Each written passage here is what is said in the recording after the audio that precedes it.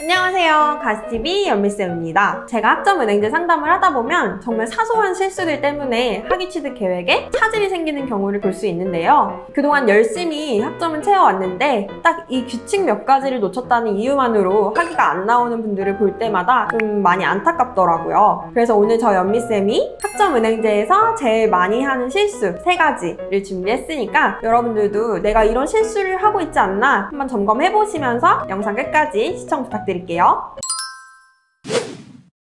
가장 많이 하는 실수 첫 번째, 학습자 등록 및 학점 인정 신청입니다. 학점은행제를 알아보시는 분들이라면 아마 한 번쯤은 들어보셨을 거예요. 간단히 설명을 드리자면 내가 어떤 전공과 학위를 진행한 학생인지 등록하는 것을 학습자 등록이라고 하고요. 내가 가지고 있는 학점들을 하나의 학적부에 모으는 것이 바로 학점 인정 신청입니다. 그런데 이 학습자 등록과 학점 인정 신청이 필수적인 절차라는 걸 모르시는 분들도 많더라고요. 그래서 강의 열심히 듣고 자격증도 열심히 땄는데 이렇게 학점 다 모아두고도 인정을 못 받는 분들이 매년 생깁니다. 학습자 등록 그리고 학점 인정 신청은 딱 4가지의 숫자만 기억하시면 되세요. 1, 4, 7, 10 국가평생교육진흥원 학점은행 홈페이지에서 매년 1월, 4월, 7월, 10월에만 이 학습자 등록과 학점 인정 신청이 가능합니다. 이때 학습자 등록을 무조건 수업 전에 해놔야 한다고 생각하시는 분들이 많거든요. 근데 그렇진 않습니다. 학습자 등록은 학점 인정 신청을 하기 위한 하나의 과정으로서 수업 시작 전에 미리 해두셔도 되고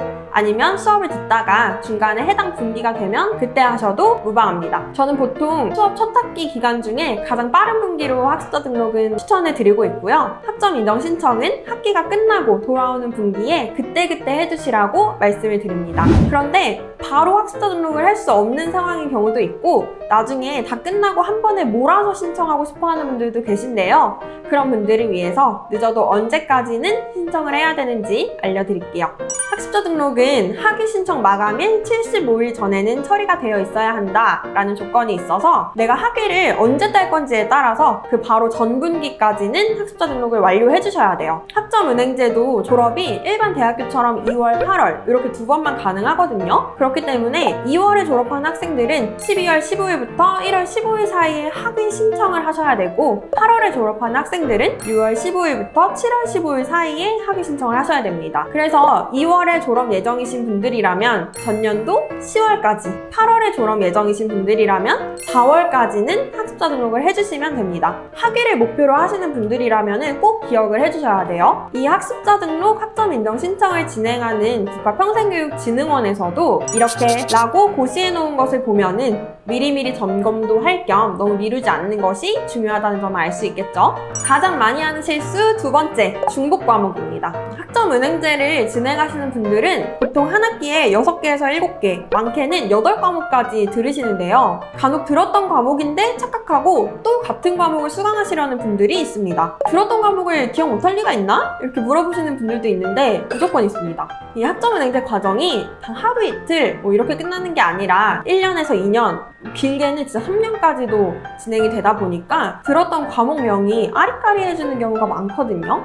근데 들었던 과목을 또 듣는 경우에는 학점 인정이 불가하기 때문에 꼭 수강 신청하기 전에 점검을 하셔야 됩니다. 플래너인 저 연미쌤도 늘 꼼꼼히 점검하는 걸 습관화하고 있는데요. 한 가지 꿀팁을 공개하자면 저는 학생분들 플랜을 다 엑셀로 짜기 때문에 엑셀에서의 중복값 서식을 활용합니다. 예를 들어서 이런 식으로 들은 과목을 정리해두고 이 중복값 서식을 먹이면은 중복되는 과목의 경우 표시가 바로 됩니다. 이렇게 엑셀을 사용하시는 분들이라면 이 방법을 활용하셔도 좋을 것 같고요. 만약 이렇게 엑셀을 사용하지 않는 분들이라면 수강 신청하기 전에 이전에 수강했던 교육원이나 국가평생교육진흥원을 통해서 내가 들은 과목명을 한번 쭉 확인 후에 신청하시면 됩니다. 수강을 다 해놓고 막상 학점 인정 신청하실 때 발견하는 경우도 많으니까요. 이런 불상사가 생기지 않게 꼭 미리미리 점검하셔야 돼요, 여러분. 가장 많이 하는 실수 마지막 3번째는 한 교육원 이수 제한 학점입니다. 제가 이 예시를 한번 보여드릴게요. 이 학생분은 2년제 사회복지 전문학사 과정을 진행하셨던 분인데요. 분명 전공 교양 필수 학점도 다 채웠고 총 80학점 이상 없이 다 채웠는데도 불구하고 마지막 학기 학점을 통으로 인정받지 못했습니다. 그 이유는 모든 수업을 다 한 교육원에서 들었기 때문이죠. 여러분, 전문학사 과정이든 학사 과정이든 한 교육원에서 들을 수 있는 최대 학점이 정해져 있어요. 전문학사 과정에서는 한 교육원 최대 60학점까지만, 학사학위 과정에서는 한 교육원에서 최대 105학점까지만 수강하실 수 있어요. 제 생각에는 아마 교육기관 한 곳에 독과점을 막기 위한 방법이 아닐까 싶은데요. 근데 이 내용을 모르시는 분들이 정말 많더라고요. 좀 친절한 교육원이라면 수강 신청할 때 이수 학점을 초과했다고 나오기도 하지만 그렇지 않은 교육원들도 많기 때문에 꼭 본인이 잘 점검을 하셔야 할 텐데요. 제 경험으로 봤을 때 사실 학사학위 과정을 105학점까지 수업으로 채우는 경우는 좀 드물고요. 전문 학사를 진행하는 학생들이 특히 더 신경 쓰셔야 될 것 같아요. 간혹 학생분들이 여러 군데서 나눠 들어도 정말 괜찮냐 이렇게 물어보시는 경우가 많은데, 어차피 저희가 수업을 다 듣고 학점을 합치는 곳이 제가 아까 어디라고 말씀드렸죠? 국가평생교육진흥원 학점은행이라고 말씀드렸죠? 교육원들에서 들은 수업이 본인의 개인정보로 연동이 돼서 진흥원에 올라가거든요. 그렇기 때문에 여러 군데서 나눠 듣는 건 전혀 문제가 되지 않고요. 오히려 한 교육원 최대 이수학점에 해당되는 분들이라면 꼭 한 번 이상은 나눠 들어야 한다는 점 기억해 주시면 좋을 것 같아요. 자, 오늘 이렇게 학점은행제 진행 시 많이들 실수하시는 3가지에 대해서 알아봤는데요. 어떤가요, 여러분? 다 알고 계셨던 내용인지 궁금합니다. 이 학점은행제 주의사항은 정말 계속해서 알려드려도 끝이 없는 것 같아요. 계속해서 점검이 필요하고 꼼꼼하게 진행해야 원하는 시기에 과정을 마칠 수 있는 만큼 혼자 진행이 어려울 것 같다고 생각이 드신다면 저와 같은 전문가와 상담을 거쳐서 진행하시는 걸 추천드려요. 저희도 여러분들과 함께 플랜을 점검해 나가면서 실수 없이 잘 과정을 마칠 수 있게 노력하고 있으니까요. 오늘 영상도 도움이 되셨다면 가스TV 좋아요, 구독, 알림 설정 부탁드리고요. 궁금하신 점이 있다면 아래 상담 링크를 통해서 문의를 남겨주세요. 지금까지 유미쌤이었습니다. 안녕!